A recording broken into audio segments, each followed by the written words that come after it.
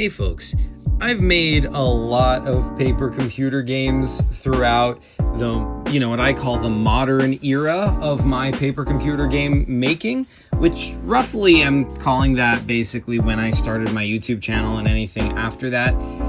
And I thought it was a good time to go through them. So yeah, let's look back on the modern era of Zach paper computer games, since I'm thinking I might start to change direction. We might be at the beginning of a new era of my paper computer games. As good a time as any to look back. Yeah, so the modern era basically started around 2015. That's when I got, I was like, man, we got to bring back paper computer games. And I brought back Balzac Lobotron, which I had started a decade earlier, and finally finished making that. And we finished playing it, me and Chris. And that sort of marked the early era. But I'm not going to count Balzac Lobotron here because that's really more a PCG of the previous era of Zach PCG making. After Balzac Lobotron, after I finished that game, I was like, this is finally the time when I can start getting to all these PCG ideas I've had before that. And so let's start with where that started here. And the first PCG I made after Balzac Lobotron was this one. So this is Zuvak, The Life and Times of a Clown on a Stick. Unfortunately, I don't have a handy title screen here. So this PCG was very different, and I think this would sort of set the tone for this entire era, because yeah, Zuvak, The Life and Times of a Clown on a Stick is very much tied to the main PCG storyline as we know it. It's about Zuvak, it's very central to the main PCG storyline. But, not only is it a prequel, it's about Zuvak, which we haven't seen before, but the gameplay in this game is vastly different, and so is the way it's made. This is sort of like the prequel over here, or the prologue, where you see this guy sort of soldering you, constructing you. There's Mustache Man, who's like the boss of the company in the background. But basically, yeah, so I did some like photo editing for this. This is actually like, different buildings from different places in, Google Maps, all like Photoshopped together, not with actual Photoshop, but, really paint, cut and pasted together basically. And I constructed this whole town, and basically you have to explore the town, but that's only one side of it. Because the idea is that you play as Zuvak, right? And the main body of the game is in this area. This is sort of the space inside the company. And, this is Zuvak's sort of room. You've got this nod to the Nazi machine over there. That's Chris's PCG, which makes sense because this is supposed to be the origin of Zuvak. But basically, yeah, Zuvak could like kind of go up and down. And if you go like down, it takes you to this room. And then below that to this room, there's sort of like an elevator shaft in between the rooms. And on the top floor, there's like a conference room which has like the outside, the background. I really liked, this is like the most creative I'd gotten in like terms of arts and crafts for PCGs. Like I cut this out of black paper, and then I put like a printout of, a photo of the clouds behind it. I'd never really tried anything like this, all like this first prologue screen. This is more typical of how I would have made PCGs before, just a drawing. So Zuvak really was me getting experimental with art, with storytelling, with the way the game is. Because Zuvak in this game, he can't move around, except he can control the elevator, so he can go up and down, and he can talk to the different people that are in the different rooms, but that's it. And the other thing he can do is that he can access the virtual world. This is a perspective from a satellite.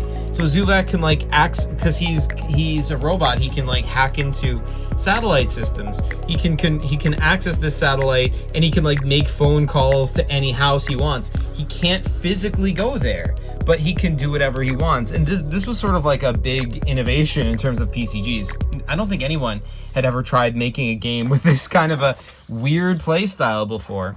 And I made like a few more like there's multiple areas, like different towns that Zuvak has to go into later in the game.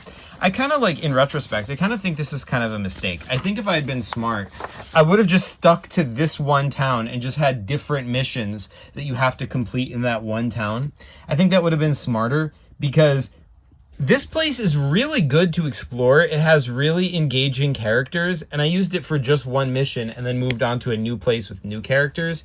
I feel like it would have made the game a lot more rewarding to just really dig deep and explore this one area. Yeah, I had fun making these little, like, this is an actual AOL screenshot, but I, put the D game as password. That's not a real AOL screen name or anything, so I mean, you can feel free to email it, but if you want. Like, I made these little like fake newspaper clippings for the game, and yeah, I did a lot of photoshopping. This is supposed to be Crystal Guy from like he's the same guy I usually find in my maze screens. This is Ben Toast. So yeah, like, this is super weird for PCGs, like me doing like printing out photos and stock images and stuff like that. But then we've got like this sort of like, instead of an inventory screen, there's like a hard drive screen, which we didn't really end up using. I didn't really end up using that, but yeah. Zuvak, setting off the era with, while it has connections to, like, clear connections to the past, it is very much built on the established PCG storyline. It really sort of took things in a new direction. But yeah, after, and in fact, kind of during the same time that I was making Zuvak, I made another major PCG, like, because Chris was playing Zuvak, I made this one for Ari. This is Pokemon Stop. Now, some of you may remember this, because now this game was made because I was starting to sort of shift my thinking a little bit. I was starting to make PCGs with the idea in my head that I'm making them for YouTube, because this is after I'd started my channel. Zuvak was an idea I'd had for years. Like, that was one that was always made just the way we've always made PCGs, just playing with each other. And of course we played this one with each other too, but the idea for this basically was a sort of a cynical idea in a way. It started with, me thinking, like, when I had started the channel, and it was very hard to get subscribers or just views, or, really just any attention. It was very, very difficult. You had to like fight for every inch. That is still true to this day, by the way. It's very, very hard to make progress on YouTube. And one idea that occurred to me was like, hey, I looked at some of the paper game channels that existed at the time, like IPGS and KKKT, and I looked at some of the comment sections. And some of the people there, I saw them saying, like, what got me into paper games was Pokemon, because the IPGS and KKKT were making Pokemon paper games.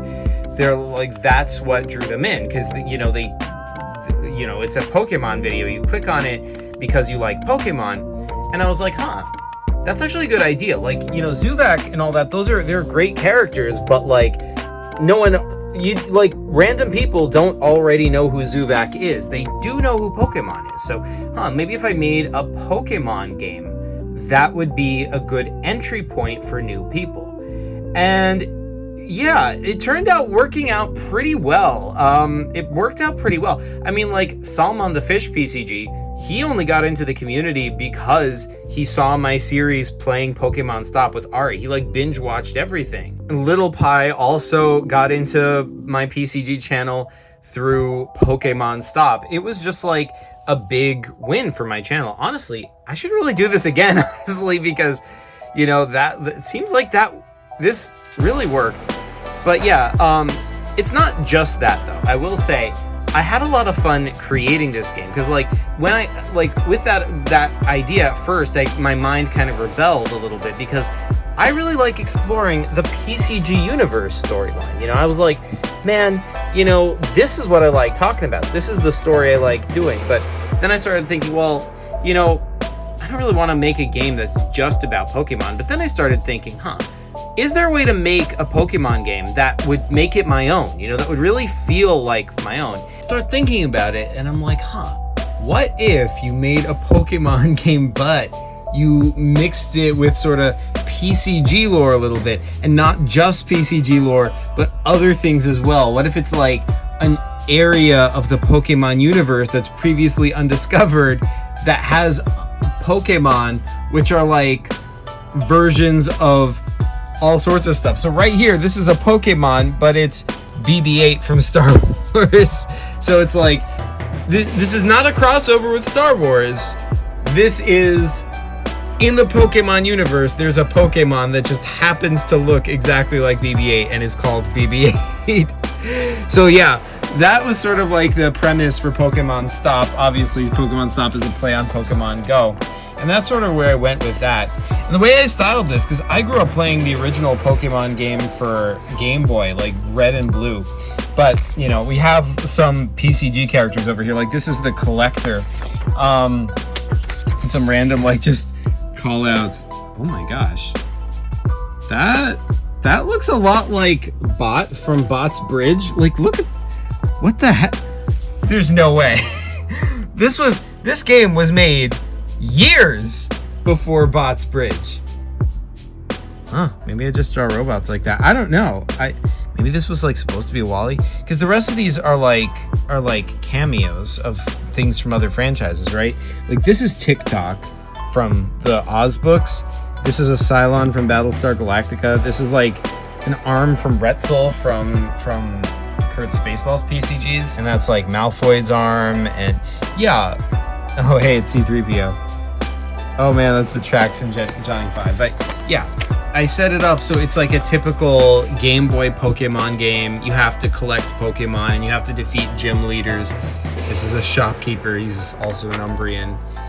Like, you know, I worked, like here's Ginkus as a Pokemon character. Of course, we've got the Triforce and, you know, all sorts of stuff like that. It's a Yoshi egg. It's just like, I just had a ton of fun creating this game, and I created like a Pokemon battle system where you, like, there's cards that are acting as your Pokemon. This game ended up having like a lot to it. I think we're going through the screens in reverse. But yeah, other than that, it's a pretty typical, you know, it's a PCG, but it's built on Pokemon. I chose not to focus on like exact stats or types. It was completely just going by PCG rules, basically. Like, okay, I've got a flame monster. All right, the enemy's got an ice monster. All right, I'll blast him with flame. It works. He melts. You know, like it's that sort of logic. We also have, I think that's a Morlock. Yeah, and we've got like, this is sort of like the Basilica of Heaven. Like I'm putting like lore from all sorts of different PCGs and other franchises into this game. I had a ton of fun creating this. I also did some research on Pokemon, because like, see these guys over here, these are like, this is Arceus, or Arceus, the like sort of like the creator god of the Pokemon universe. And I had to do like research on this because in the, like, I only played the original Pokemon Red and Blue, and this wasn't in that, you know. I had to actually like watch a Pokemon movie to do this. But yeah, maybe someday I'll do like a more detailed overview video of Pokemon Stop.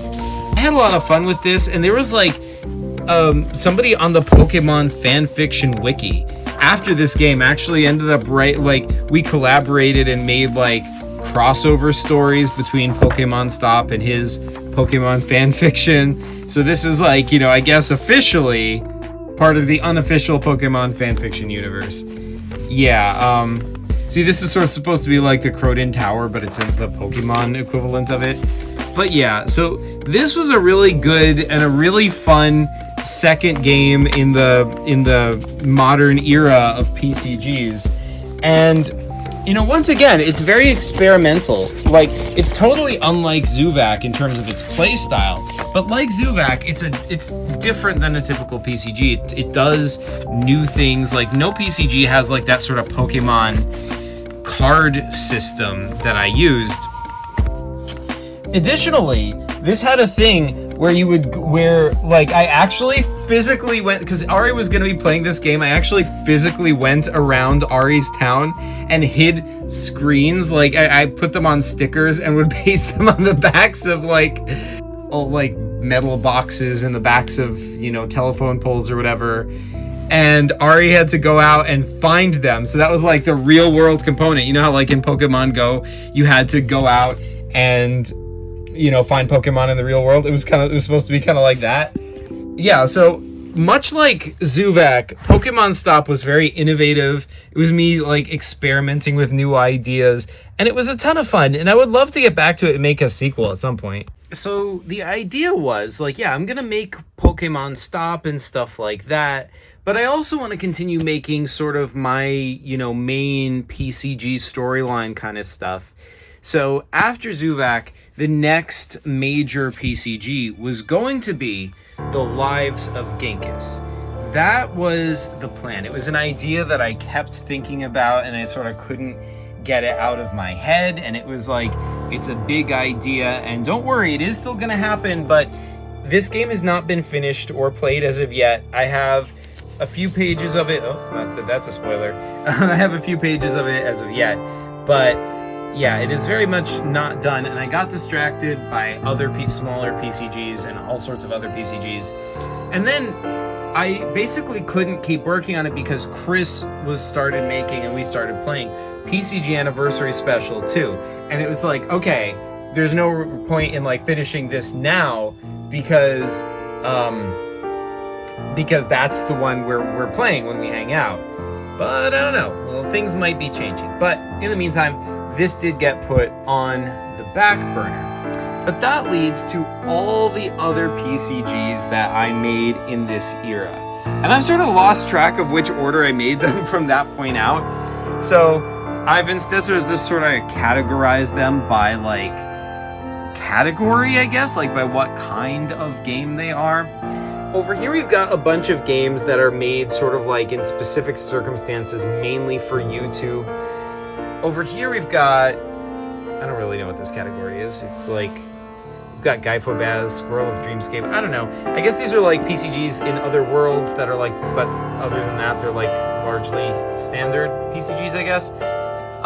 You've got these three, which are sort of like, I guess more topical PCGs, where I sort of talk about real world stuff. It's sort of like an expression of my feelings about real world issues, but expressed in PCG form. And then we've got over here, this is what I call like concept PCGs. These are sort of like, you know, each one of these is sort of based on, like I had a concept for, this is an interesting idea for what a PCG could be, and I made that. So yeah. Let's take a look at these. So let's start with some of these like sort of minor PCGs. They're not super important, so I'll just brush through them real quick. This one is called Locked. I had a lot of fun with this one. This one I just made for Via, just sort of to demonstrate to her what a PCG is like. It's super simple. It's just like, all right, the door is locked, you got to get through it, and there's two other doors you can go through. And inside of these two doors, there's these guys, and they're just these weird creatures called One Of. And you have to try to negotiate with them somehow. Like, it ends up being like a trading sequence. You have to like figure out how to get the items you need. This guy has the key, but he won't give it to you unless you have something else. And this guy, I think there was two others. Are they in here?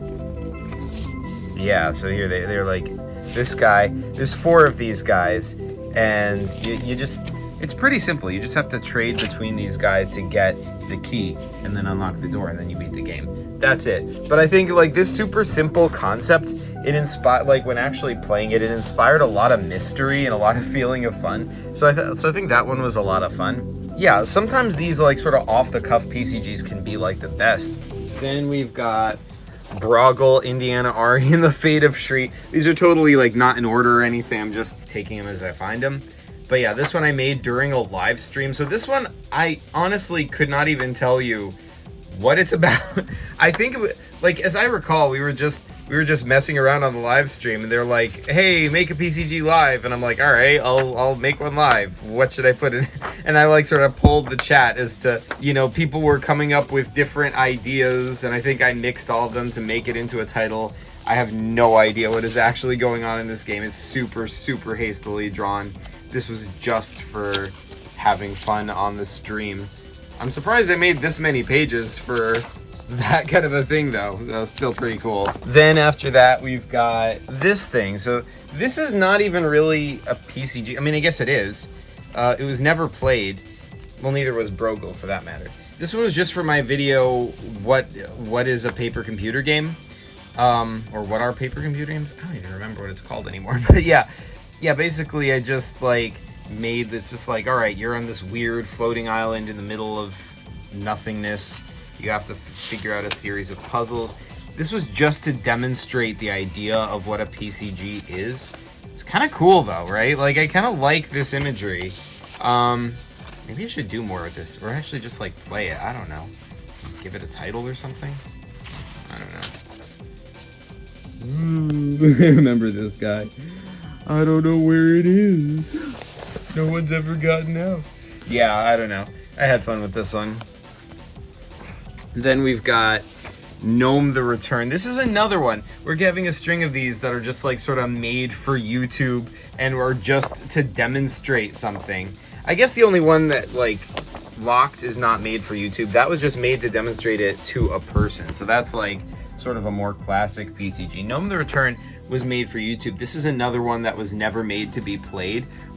And it's for that reason, it's just a super basic PCG. I just like made up the title on the fly as I was filming a video and drew a super basic cover.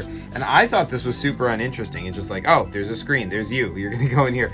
But this inspired a whole wave of people making sequels and prequels to Gnome. And there, you know, check out my whole video on the Gnome saga.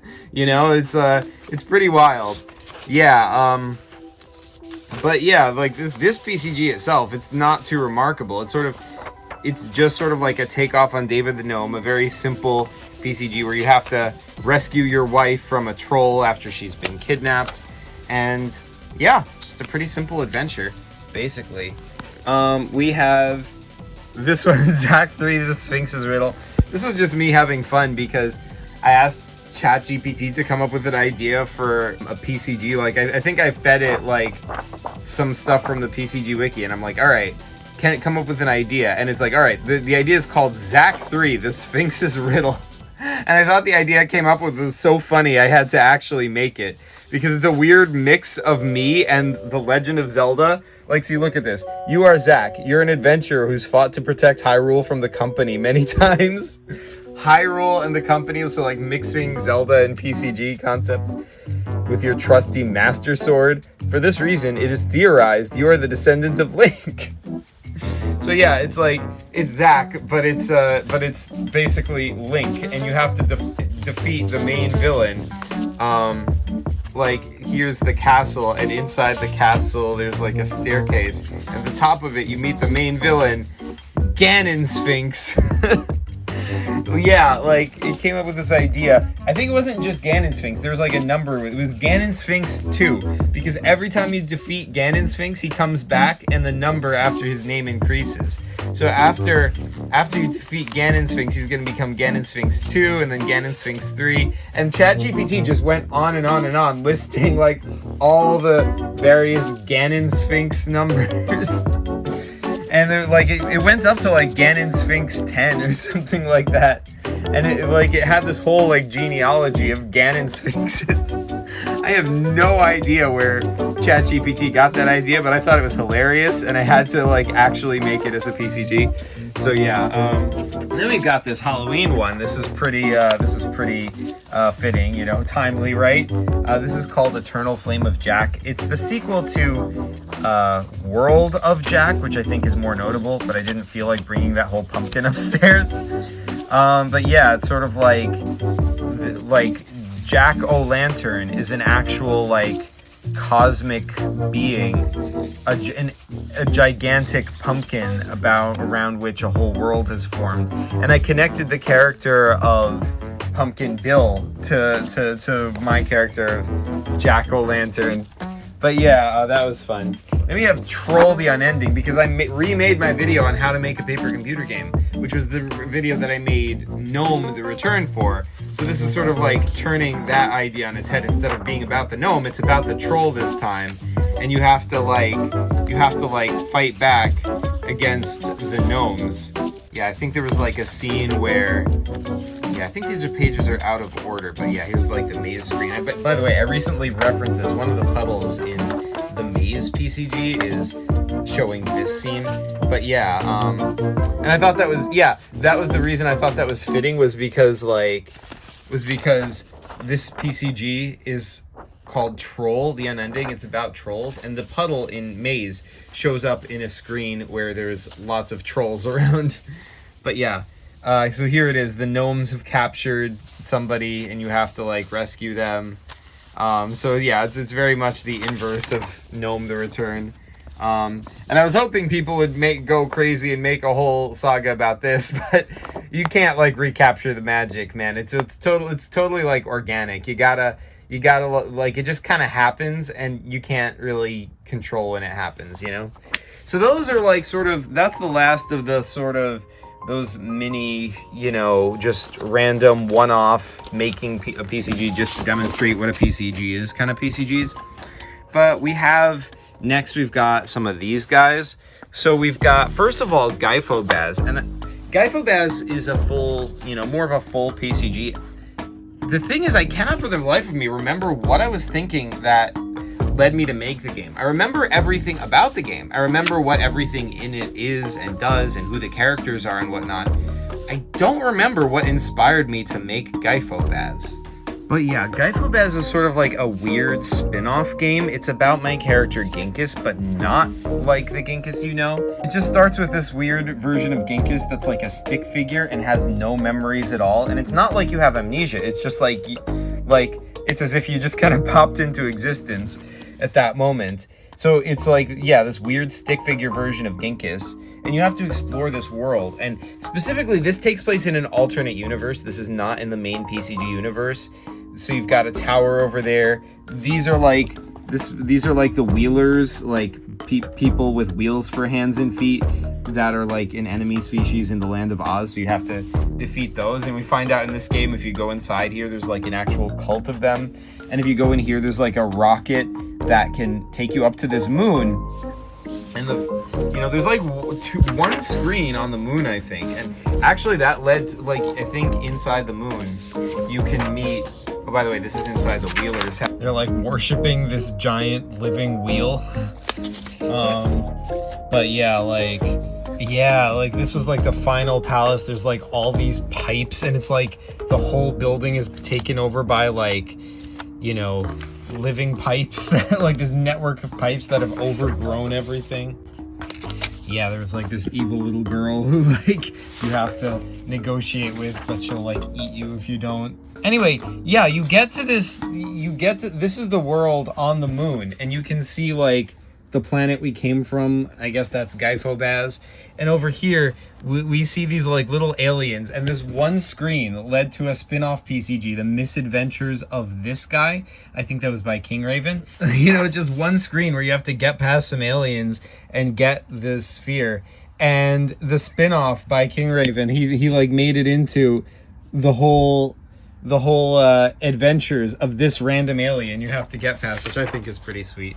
But yeah, the fun of this is at the end, you finally get an identity and you find out who you are. Your name is Chris, so you're like different than the Ginkis we know, but it fits into the lore of this alternate universe, this Gyphobaz.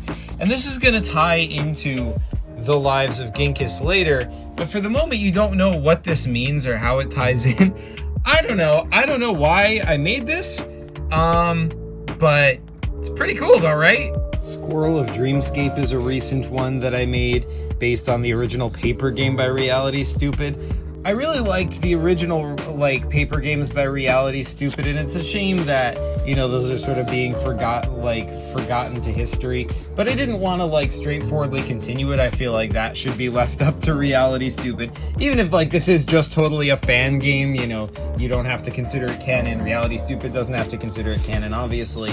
But like even so, I wanted to make this totally a spin-off. So that's why this is Squirrel of Dreamscape. It's about a random squirrel, not about Blake. Blake is there, but you're the squirrel, and you have to get this jewel from Blake, the main character of that game, by Reality Stupid. Unfortunately, I wish I had put more effort into some of these screens. Some of them are good, But you know, this is a pretty basic screen over here.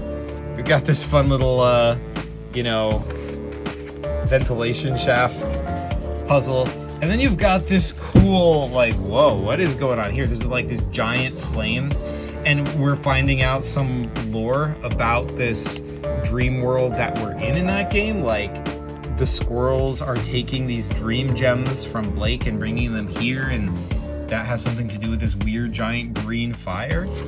Interesting. So yeah, this is sort of like, feels like kind of half-baked to me. It's like, it's got a lot of cool ideas, and it's like a fun concept, and I really like this cover right over there. It's a fun like a spin-off of Dreamscape, but I feel like the idea isn't fully fleshed out, and I didn't do as much interesting stuff with it as I could have. So yeah, then we have these sort of like real issue PCGs. So the first one is Vote, and that is also pretty timely, right? Hey, you guys should probably do this. Do not forget to vote. Do not forget to vote. You guys hear me? Vote. Yeah. Yeah, definitely vote. But anyway, yeah, so this PCG was made back in 2020 to tell you to vote, which you should have done then and should still do now. And yeah, Vote is all about like just trying to get to the voting to the place to vote, but there's all these like obstacles in your way. Other than that, it's a pretty standard PCG. It's just to remind you to vote, basically. But then we've got Revenge of the Spotted Lanternfly. This one is a little bit more pointed and potentially a little bit controversial, because I find it likely that some people in my audience might actually be people who crush spotted lanternflies a lot. For those who don't know, in where I am in New Jersey, there are this species called spotted lanternflies. They're an invasive species.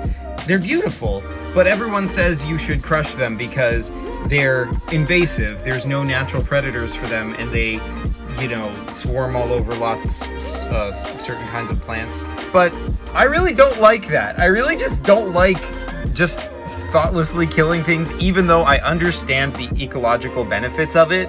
Like, it makes sense to try to fight back against an invasive species, but nonetheless, it doesn't feel good to me. So I made this PCG to just sort of express those feelings. So this PCG is from the perspective of a spotted lanternfly, and like, you see your friends being crushed by humans gleefully, and you get angry and want to fight back. Like, they're about to stomp you too, but you get all this power. This is sort of out of order because, yeah, see, this is what happens. This human is about to stomp you, and then you get power from this spotted lanternfly god who gives you the power of rage and now you can stomp the humans. But then in the end, it's like a tragic outcome. When you stomp a human, you accidentally also stomp another spotted lanternfly, and you're like, what have I become? I've become what I hated. Yeah, I don't know. I just wanted to express those feelings, and it came out that way. Deer is sort of like a follow-up to this as well, because even though this is not about spotted lanternflies, this is in respect to my feelings about hunting, because, you know, I've seen people lately, you know, sort of talk more about deer and hunting, and, you know, I don't like that either. I don't like killing things. That's just who I am. That's just how I feel. I can't help it, you know? Once again, there are places where deer kind of overwhelm the area. They eat all the plants, and people make the argument ecologically it's good to thin out their population. And I do understand that. I do understand it's important to control the ecology. But it's like, at the same time, like, I don't feel like we should jump to killing as our first response. Like, maybe, like, I don't know if there is another solution, but maybe we should at least try to think of one, instead of just like, well, guess we have no choice. Guess we better just go jump to killing. Yeah, I don't know. That's just how I personally feel about it. But yeah, those are so in Deer you play as a deer, and this time, like, I wanted to make it sort of like a game where you're actively being hunted and there's humans closing in. And this game is not winnable. You know, you just have to like try and find better hiding places, try and outwit them, and there's like little puzzles where you can try to outwit them and gain, you know, advantage or whatever, but you can't actually win. You can only like gain more time, and eventually they close in and they do kill you. And once again, this is actually a crossover with Revenge of the Spotted Lanternfly. You are also offered the power of rage, but this time the deer turns it down because the deer does not want... See, it's still the Spotted Lanternfly god, Trot Clear. It's not a deer god. I don't know, I just thought that would be cool. But yeah, it's like this time the deer turns it down because the deer doesn't want revenge, he just wants to live. And unfortunately, he can't do that, you know, so he doesn't get the power and he just dies. And yeah, I don't know. So yeah, finally, most of the PCGs in this whole era are sort of what I call like these concept PCGs. Like each one of them is not like, I'm not making them to try to connect to anything else, to the larger PCG storyline. The original idea of this whole era was I was gonna build more on like with new ideas into the new PCG storyline, but it ended up not working out that way. And instead I ended up I just kept coming up with new concepts that are just like, ooh, that's a fun idea for a PCG, let's make that. Ooh, that's an interesting idea. Ooh, what about this? Ooh, what about that? And that's sort of what the era kind of became. So the first one of these I'd like to show is this one. This is Clouded Hopes. And Clouded Hopes does build on my astronomy background. For those not in the know, I am a science writer and science educator and whatnot professionally. And so this game actually starts on planet Saturn. And I thought I wanted to do something cool with the actual universe. But this was in response to a prompt, like somebody made a challenge to make an alien PCG. So this is what I did. So, you know, these are actually aliens created by Cyre Deus, who's gone by like a bajillion different names. That's the last one I remember. But yeah, so here's Saturn, here's Saturn's rings, which are made up of millions of chunks of mostly ice.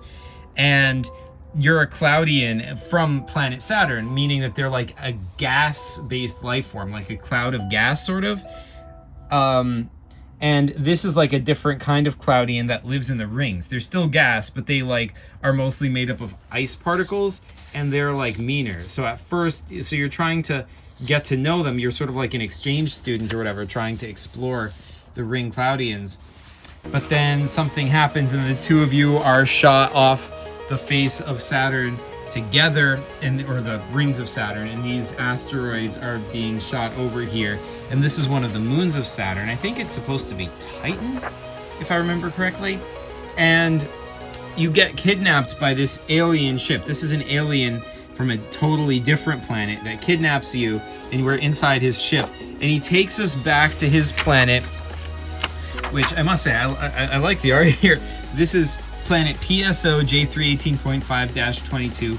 This is a real exoplanet. This is a planet with no star. It's actually a gas giant, kind of similar to Jupiter, only it has no star. And somehow, despite that, it does actually keep itself warm from its inside. Now, that is probably because, you know, it's sort of still cooling like a cookie that came out of the oven, and it's, you know, inside is still warm inside and slowly cooling down. That idea, I thought, like, that scientific concept, I thought led to a cool story idea, because, like, if this is slowly cooling down, but right now there's warmth in there, what if there's life there as well? And if there was life there, there's no star, there's no sun, all their warmth is coming from the core of the planet. Well, what would that lead to, right? Anyway, so in this story, like, so our people are being brought back to the planet. This is the home world of the aliens that have kidnapped the people from Saturn. And they're being made to work as slave labor. So the thing is, like, that this planet, PSO J318.5-22, is a gas giant similar to Saturn and Jupiter, meaning that it's basically, it has no solid surface. It's basically just like atmosphere, like gas all the way down. And so this screen is like you don't actually land here because there's no surface. It's just different layers of atmosphere. This is like a side view. And so here's your ship. The ship doesn't land, it just goes down to where it can float. Like this is where the density of gas, like at this depth, the density of gas is high enough that the ship can float on it, basically. So like, you know, there's 3 different sections, here, here, and here. And the lower you go, the denser it gets, but also the warmer it gets. Up here it's looser, so it's easier to move, but it's colder. And so you have 3 characters. There's you, and there's the ring cloudy, and the one made up of the ice shards from before. And you can explore over here, but only the ring cloudian guy can explore up here because it's colder. It's too cold for you to go up there. It's too warm for him to come down here. So you have to, like, you can meet in the ship and talk, but then you have to explore these areas separately. And then later you can go down even further. But yeah, the story here we find out is that, like, basically, like, this is a structure that all of these are other Cloudians like yourself, and the aliens who are native to this planet, like these guys, they've been kidnapping Cloudians like you and forcing them to work as slave labor to try to, you know, help make the planet last longer. Because they're keeping, like, as the planet cools off, the area where it's warm goes down and down and down. Like, you have to go closer and closer to the bottom for it, you know, to stay warm. And so they're trying to, like, delay that as much as possible, which is a bad idea because really they should leave and go to another planet, right? Like, eventually this world is going to cool off and they're going to have no source of energy and they're just going to die out. And the longer they spend their resources trying to move down lower, you know, they're killing themselves essentially, but they're thinking in the short term rather than the long term. And obviously you have to, you know, escape. But I don't know. I thought that was a fun concept. Here's just some rooms inside that giant building that you have to escape from. So, but yeah, like I thought that was a fun concept. Like this is a good example of a PCG where the gameplay totally comes out of the story and out of a scientific concept. Like the story comes out of the scientific concept, right? But I think like a PCG, like a really good concept for a PCG to me is not just about it's not just about the story, because to me the story should determine what the gameplay is. Like in this case, the this screen over here where you've got the cold zone and the hot zone and you have to escape. Like, I think this is a perfect example of a paper computer game where, like, the story of these aliens, their planet slowly cooling off, it naturally creates this gameplay situation where, you know, you're here in the middle layer, but you can't go lower because it's too hot, and you can't go higher because it's too cold, but the cold guy can stay up here. I think that's a really fun thing to play with. So this is definitely very much an experimental PCG. I'm very proud of this. I think this was it's a short and sweet idea, but I think it was a good one. This inspired Epic Worlds PCG in particular to make a bunch of other Clouded Hopes sequel games, which is really cool. Then we've got Gnome Mythos. I made this because Epic made a sequel to my original game, Gnome the Return. So this is a sequel to his sequel. This is like the third Gnome game. And, you know, because the two of us made those 2 games, it brought back Gnome and sort of made it into a whole thing. I wanted to introduce some new characters to make the Gnome story like a little bit more interesting than it was in the original game. In the original game, it was legit just to demonstrate the concept of a PCG. This time, I called it Gnome Mythos, which makes sense because I want to actually introduce some mythos, you know, I want to introduce some story here. But yeah, like, the idea here is, like, one of the gnomes we find out is, like, getting these psychic visions, and there's something spooky going on. Other than that, it's not a tremendously controversial game. It's I like the art setup where you're these tiny little gnomes at the bottom of the screen, and there's this giant tree, and then, you know, there's a spider in the way. It's not tremendously ground shaking, but like, the fact that it does end on a bit of a lore bomb, because I brought back this character, Zuvak, but he's a human, which JPGS was gonna make a PCG about, but then abandoned. And find out that he's betraying you, the gnome. Like, I thought that lore bomb was intriguing enough that would make people want to know more about this world. And it did. I think it works. I think, like, this game ended up being a big part of the reason that the gnome saga continued after this point. So I do feel really proud of it. Of course, not to diminish the fact that it was epic first coming back and building on top of Gnome that inspired me to make this game in the first place, and so he deserves most of the credit for that saga continuing and for everyone else starting to jump onto it. But yeah, nonetheless, I'm certainly proud of this game and feel like it contributed to the Gnome saga, I hope. Then we've got this one, Granny. Now this is an interesting one. Like, you know, similar to Clouded Hopes, in that this is another one that is sort of inspired by real scientific ideas, more so than PCG lore, which is weird for me. Like, you know, typically I'm the PCG lore guy. You know, many years ago, that was my thing. I was PCG lore all the way. You know, everything I made had to be, you know, super filled with lore references and whatnot. But these two really aren't. Well, I guess Clouded Hopes is. Granny really isn't at all. This is based on the real scientific future. And I mean, since then, other people have connected it more to PCG lore, but in this game itself, it really isn't. So, this game, to remind you, Granny takes place in the far future, and the cover, like, I like this cover. This is gotta be pretty unique among PCGs, right? It's just this tiny little asteroid off in the distance and the word Granny, and that's it. That's the whole cover. But I think that's really fitting of the game, because so this game takes place in the far future, and I don't think you guys understand how far in the future. 100 trillion years from now, you know, stars are going to start to die, and then all there's going to be left is a giant black hole, and then even that will die quintillions of years after that, until finally there's no matter left in the universe. Nothing will be left. And this is the real scientific future as we currently understand it. It's our best estimate of how the future is going to look. Very, very far in the future, don't worry. But yeah, eventually we think pretty much whatever matter is left will be very thinly spread and will get further and further apart. But I don't know, I had this, like, I was sort of reading about those ideas, and what was astounding to me is just, you know, I guess I sort of, before that, I did understand that the universe is gonna, you know, sort of cool off and basically die in that way.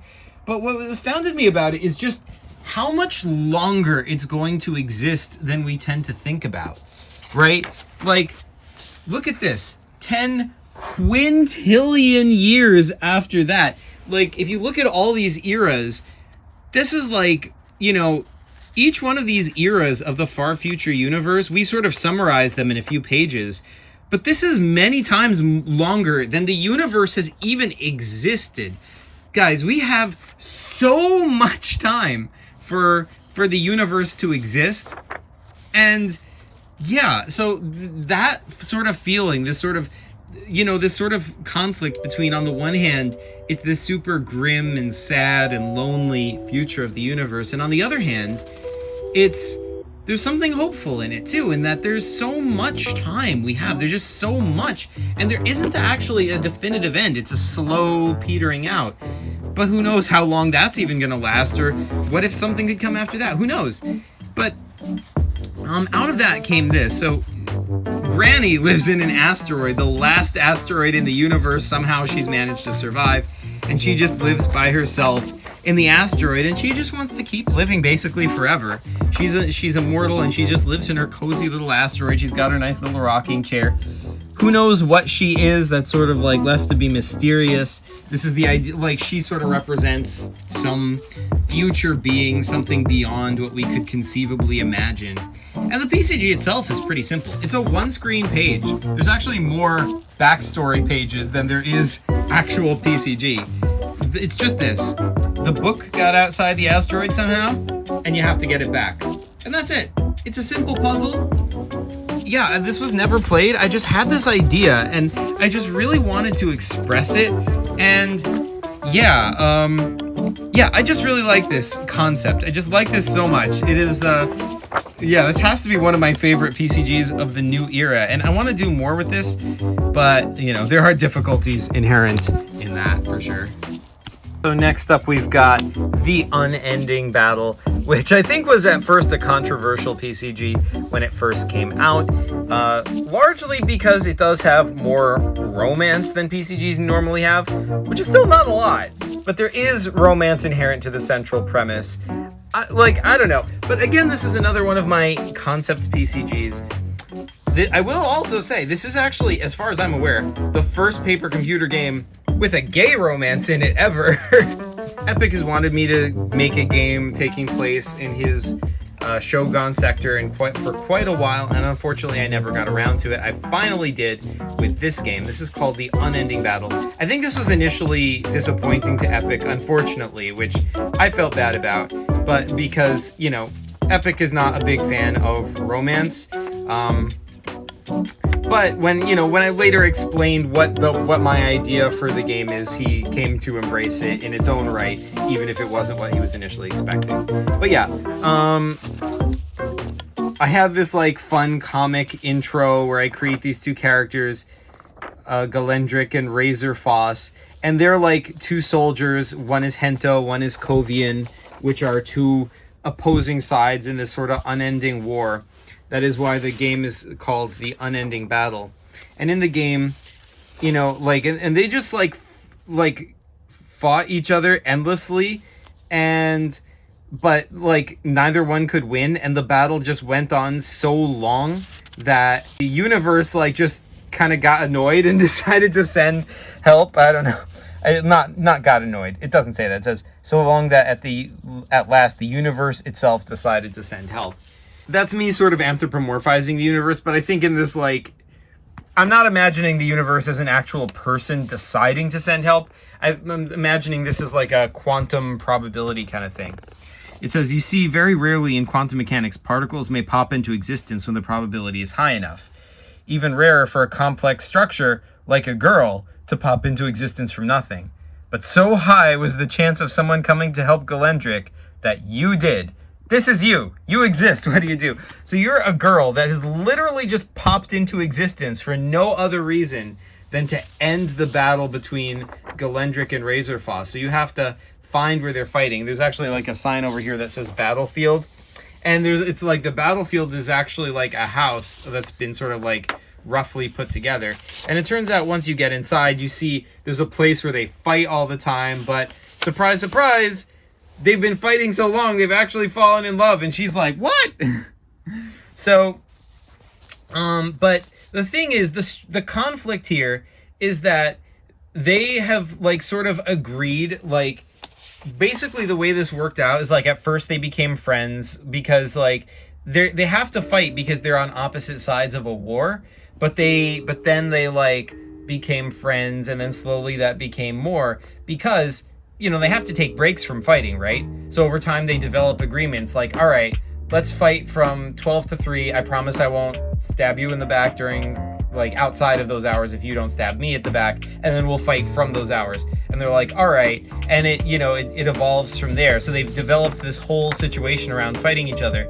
But then while they're not fighting, see, like right now is outside the hours when they have to fight each other. So now they can be in love with each other. And the two things have to, like, can coexist at the same time. And so basically, yeah, that's the idea of this game. It's I guess in a sense it's a commentary on war, because like people who like are otherwise have to fight each other, you know, may not actually have anything personally against each other. They may have something that they like about each other. If two soldiers, you know, I don't know, a Russian and a Ukrainian could like hang out and spend time together, they might not hate each other, you know? They're just people, and they could become friends, they could even fall in love. But, you know, at the end of the day, wars between countries mess up these beautiful friendships and relationships that people could normally form between each other. So yeah, that was the sort of like the concept of this game. Obviously, this game does have a ton of PCG lore in it. I mean, you know, in a nod to Epic's PCGs, there are like posters for other PCGs, especially PCGs by Epic.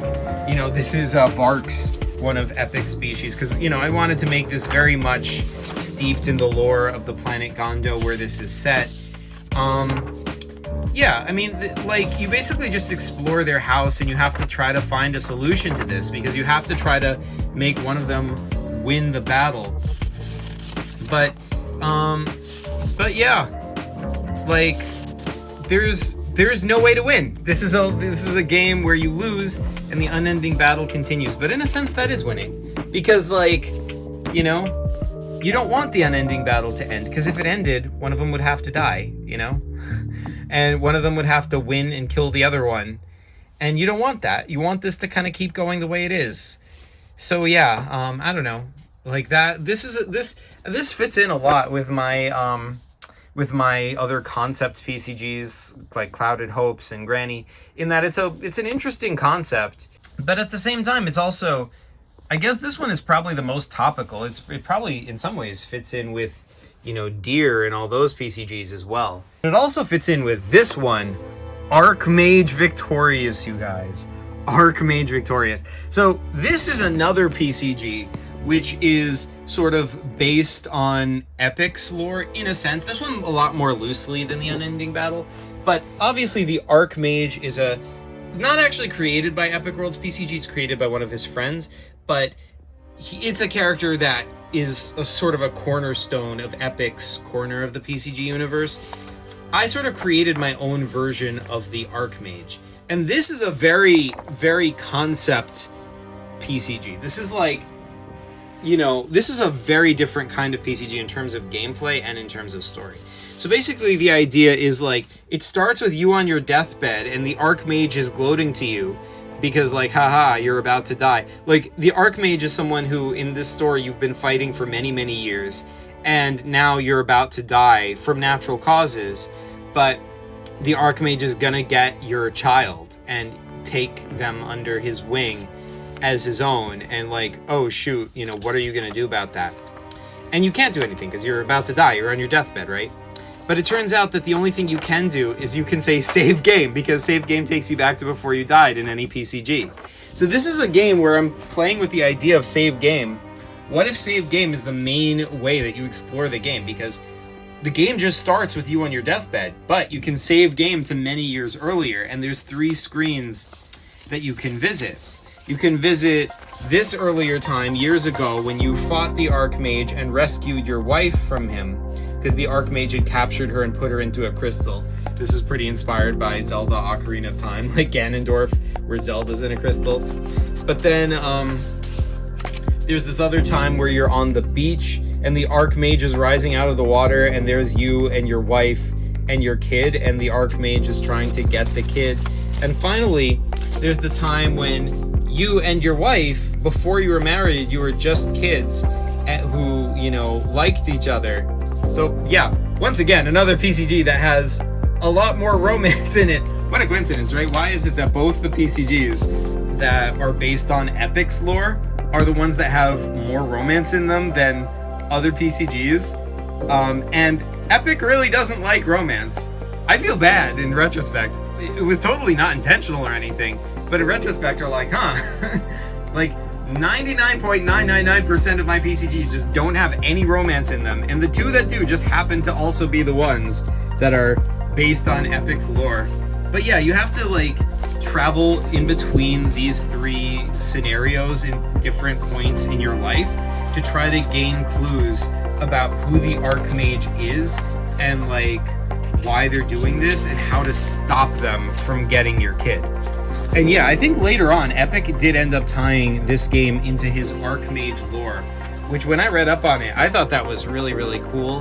The character, I think it's the character John, is actually based on, or not based on, but we find out that John actually is the kid that is in this game, which I think is really cool. So yeah, I think these PCGs, like, I'm proud of these as well. These are exploring some really, really cool concepts Then we've got the Tree trilogy. We've got Tree, Biko's Defense, and Bot's Bridge, because these three are, they're not actually, I mean, I guess in a sense they're technically sequels to each other, but really they're more like spin-offs. Each of these games is connected to each other, but it's like not continuing with the same character. It's like, so okay, it starts in Tree and you're just a guy and you find yourself in this tree and you have to climb the branches of this tree to find out what's going on. It's sort of a mysterious tree floating on, like on a floating island in the middle of this just sort of vast empty void. And oh hey, look, it's Biko, the same guy who would go on to become, you know, the star of Biko's Defense. But in this game, he's just a random enemy. You just like fight him and get past him. And like I had a lot of fun with this. And in Tree is the PCG where I started experimenting with PCGs that, you know, connect up with each other, like where each screen is part of one greater, you know, kind of whole, and you can like just line them up with each other and it makes one big picture. I think that's a lot of fun to do. I've done some stuff like that a little bit before, but I feel like this is where it really became more of a thing for me. And then this one, and then the sequel sort of tried to follow that trend. I didn't do it as much as Tree did though.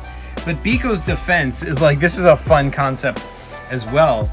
It's like you're on the rampart of a castle and there's like a dragon coming and you have to like solve these puzzles. Like you have to like go back and forth along the ramparts of this castle to try to like, you know, find a way to stop the dragon. I thought this was a really fun concept. There's like a little room you can go into over here as well. I think that room is in here. It's the only independent screen. And this is where we meet Bot, by the way. But yeah, like, I think this is a really fun concept. There's like a big looming threat right in front of you. You can see it from all three of the screens, and you have to like go and try to change things and negotiate between all these different characters to try to like defeat this one dragon before he gets here. I think, yeah, like, I don't know, I had fun with that concept. It's a super brief thing, of course. But yeah, like then in that one room, like you have to reactivate this robot, which turns out to be Bot, you know, from the next game, which is Bot's Bridge. So then I went, like, even though these three games, they're sort of like a sequence, they're all connected to each other. They don't have much to do with pre-established PCG lore. They're just sort of like their own separate, like, trilogy almost. Their own separate kind of little universe of these three games. Bot's Bridge, Biko's Defense, and Tree. Epic also made like a sequel to Tree, so that's would also be part of that. But yeah, it was called The Gray Tree, you know, shout out. But yeah, then Bot's Bridge, another spin-off, like taking a minor character from Biko's Defense and going in a whole new direction with it. For a while, I was gonna like keep going with this, you know, for a while, like, all right, let's find a minor character from Bot's Bridge and keep going with that. I had some ideas for where to go with that, but then I, you know, never ended up doing it. But yeah, Bot's Bridge is sort of like, you know, each of these three games are very different from each other, even though they have like a common thread. Each of them like have screens that, you know, like connect up to each other, you know, like that. Yeah, this goes like over here.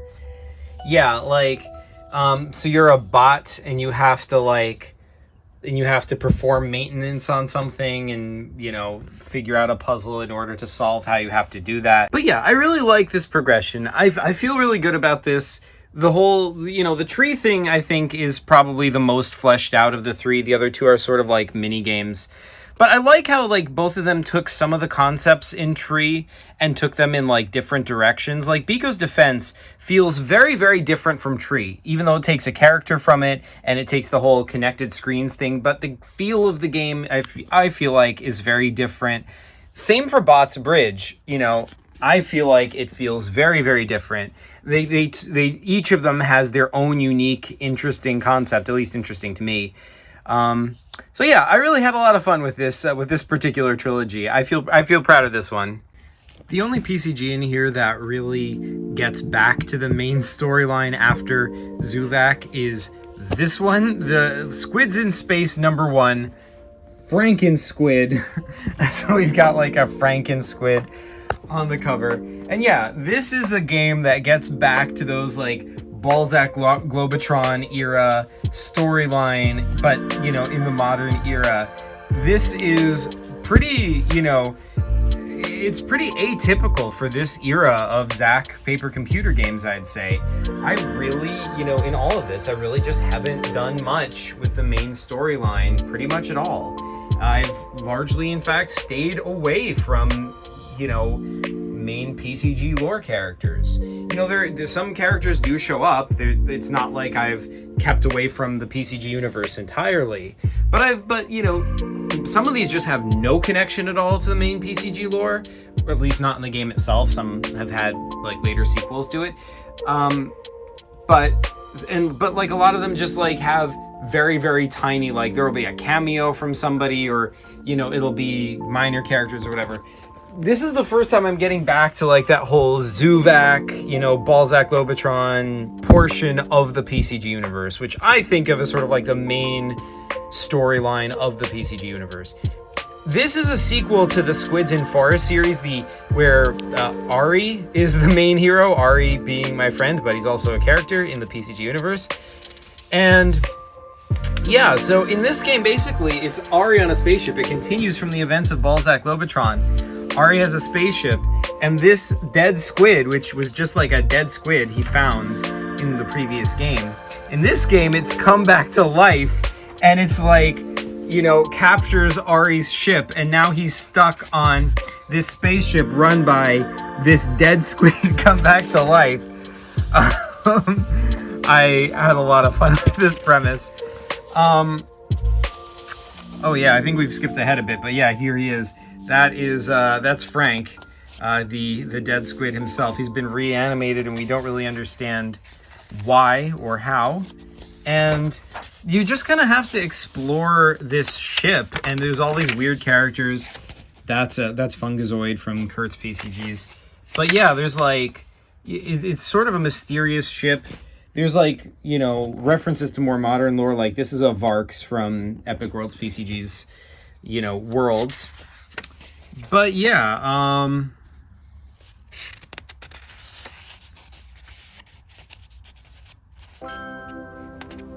yeah, like here you have to, like, there's a walkway, you have to go outside the ship, and here's like the cockpit. You can actually see Frank, and you have to sneak without him seeing you. There's a lot of fun stuff to do, and this is a good PCG that has lots of little rooms that are all sort of that you can explore and solve puzzles, and exploring one will open the other. Man, there's a lot of screens in here. I forgot. But yeah, like here's the ship overall, sort of a map of the ship, and each one of these rooms is explorable. And this is a fun PCG. Like this is like a fun, like it feels like a fully fleshed out, you know, game that really lets you like fully explore this whole ship and slowly like unlock the rooms that were locked and explore its mysteries.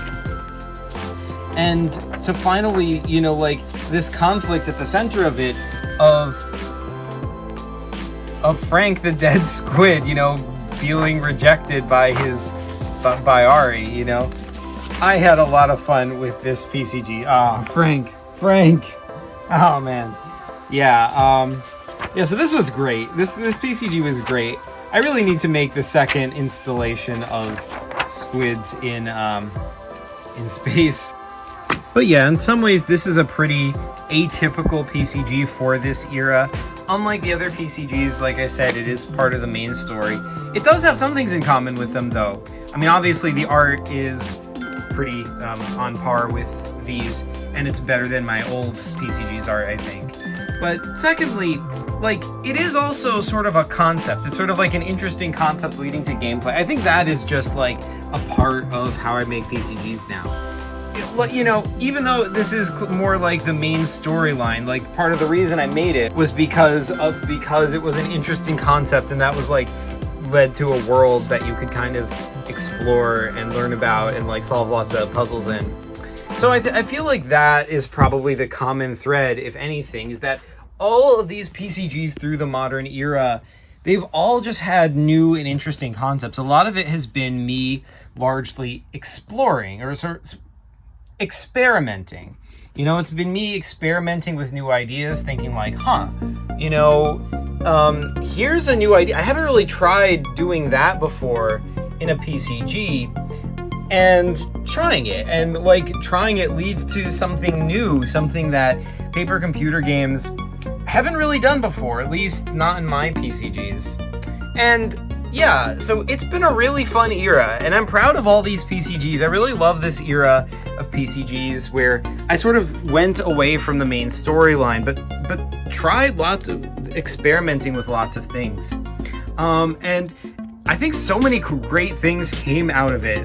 I feel like the PCG universe has been, enriched by all this stuff that, has been added to it by these games.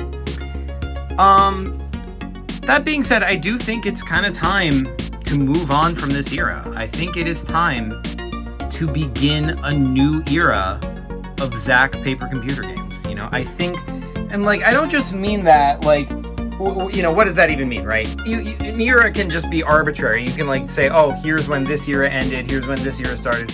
But what I mean by that is I think it's time to move into a different mode of making paper computer games, a different style, and I have something very specific in mind for that. I think if you watch this video, you can sort of get the seeds of what that is going to be from what I've been saying here. So yeah, let me know down in the comments down below. Put your guesses. Let me know what you think. The next era of Zach PCGs is gonna be. Let me know what you think let me know what you would want it to be. Let me know what you would want to see in it. So yeah, that is all I've got to show you for right now. Thank you folks for watching. You folks are the best as always, and PCG you later.